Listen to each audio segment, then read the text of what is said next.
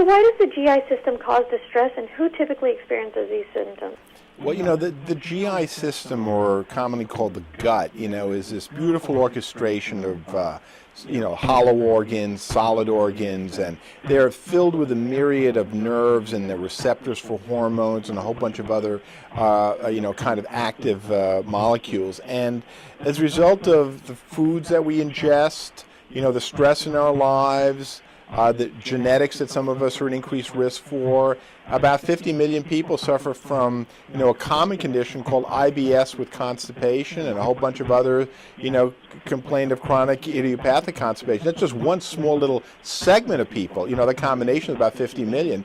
And, their lives are really affected, the quality of their lives. They fortunately don't get cancer from this, but, every day is a challenge for them. They're afraid to go to work, afraid to leave their home in the morning, afraid to have lunch, embarrassed if they go to your home for dinner, they go out to a restaurant with you and they're afraid they're going to have to go to the bathroom.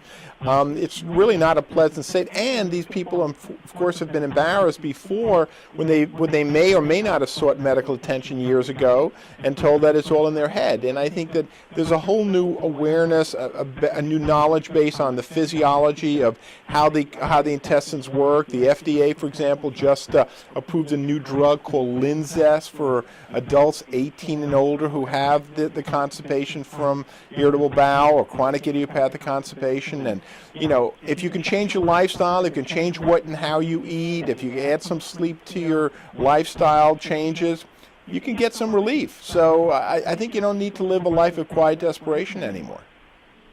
And what foods or treatments should sufferers be aware of that may further aggravate symptoms? Well, I think that it's very individualized, and any one individual may find that caffeine or alcohol or spicy foods or dairy products or gluten or fructose, whatever, may actually be the main culprit, although it's generally a combination of different foods along with some, internal stressors that are activating the intestine. So it's really a combination of foods as well as lifestyle changes. And are there any dietary or lifestyle changes that they should add to their lives so they feel better? Well, I think that, for the most part, if you can gradually increase the fiber in your diet, but you have to be careful because some of this fiber then gets acted on by the colon bacteria, and so you get more gas and bloating. So you're walking a fine line, a little bit more fiber, a little less dairy for certain, probably a little less fructose, which is found in a lot of foods. And that along with some exercise, sleep, meditation, believe it or not, can make a big difference. And for those who still need more, go to the doctor. There's a new pharmaceutical out there for you.